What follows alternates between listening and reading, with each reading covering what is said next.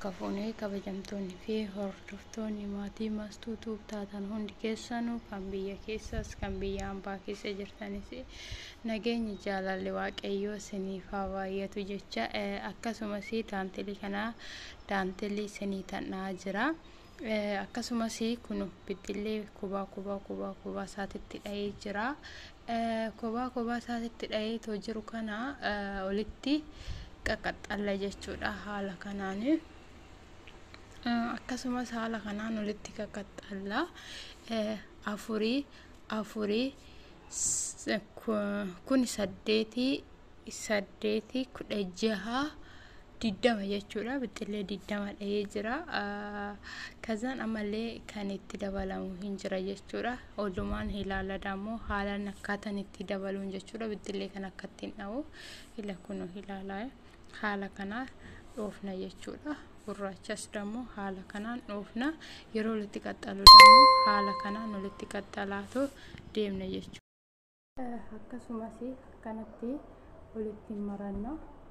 Egaa walitti marannee booda maal gochuu qabaanna akkanatti jidduu keessa akka nu furdatuuf takka 2 3 akkanatti furdifachaa ni deemna. Gizee 2 hin xalafanna.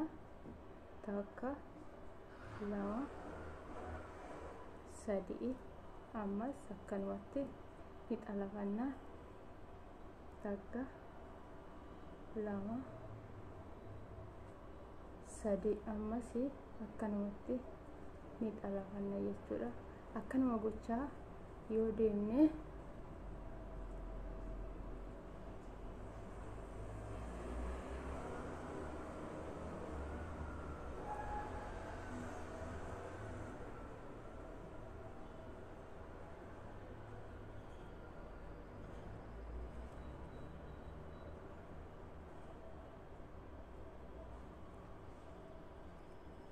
haala kana akkanatti hiikamuu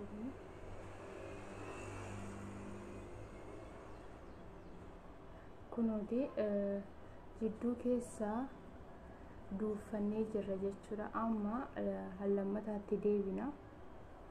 Kan lammataa kana akka furdaa ta'uu fi afuris gochuu hin dandeechu. 1 2 3 ani 3 umaanan deemaa jira sila ta'eef 3 akkanatti gizee tokko keessa nan xalafadha. 1 2 3 kazaan kunooti haala kanaan akkanumatti keessa keenya furdifachaatuma deemna jechuudha.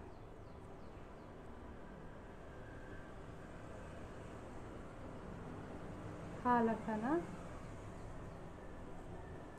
akkanatti yoo oliin gaanee raawwanne inni nuuf guddata. Yoo inni nuuf guddatee raawwate ittiin wannu godhanna jechuudha. Haala kanaa kanatti qaxxalanna jechuudha.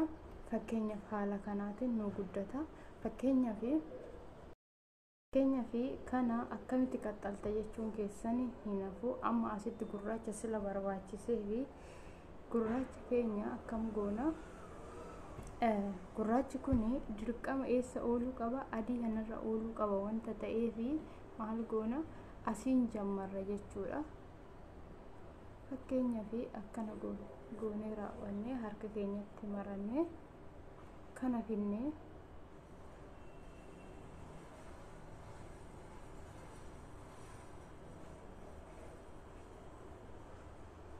ni wannu jenna. Dhufnee dammoo adii kana bira ammas akkanumatti ni fudhanna. Amma dassa immoo eessa deemna? Gurraacha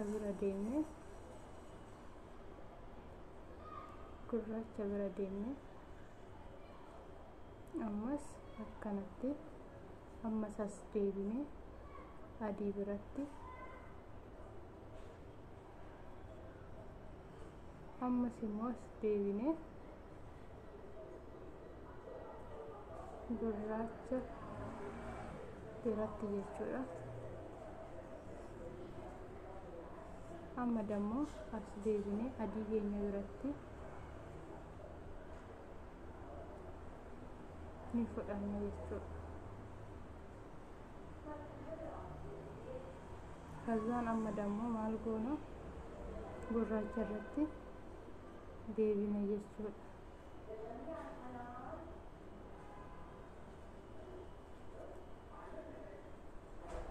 kazaan ጊዜ tokko asirratti ni fudhanna.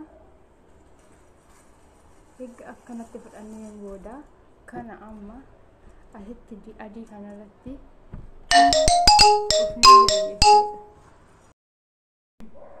kunooti gubbaarrani afur dha'ee jira. amma dammoo kanan sadaffaa kanan asiinis immoo cinaan gamanaattis afur ta'a. kunis amma cinaan afur ta'ee jira. dirqama garaagaraanis immoo afur ta'uu qabaata jechuudha.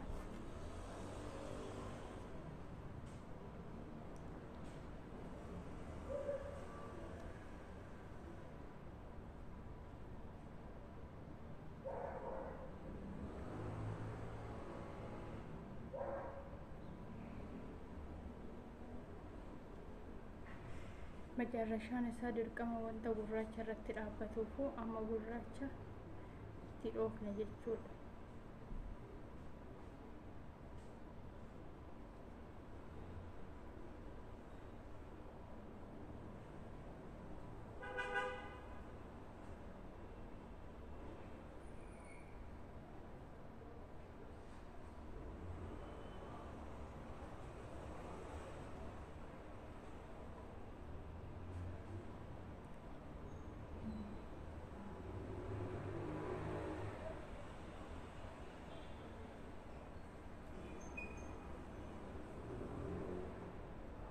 amma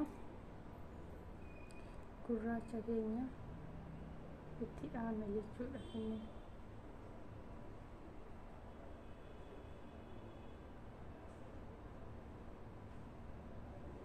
kazaan egaa gurraacha keenya finnee raawwanne maal goona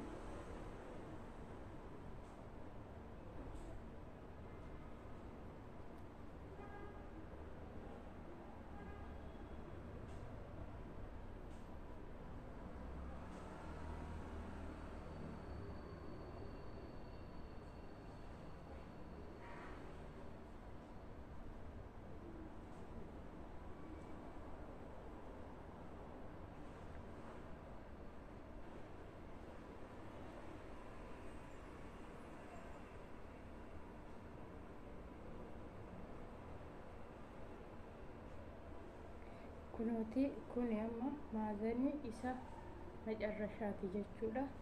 amma dammoo kana aga asitti fidee raawwadheen asiin gadi immoo adiitti dabaladha jechuudha. amma kana dirqama kana kaa wal fakkeessuudhaafi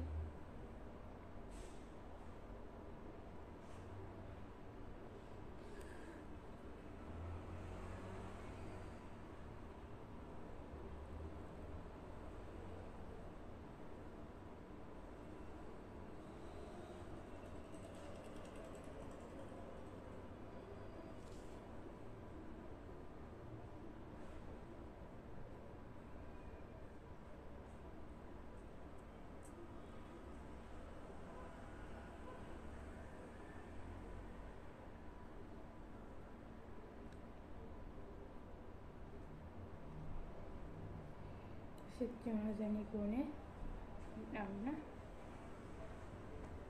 amma gubbaarri kunis afur ta'ee jira. maal goona adii finnee asitti daballa jechuudha.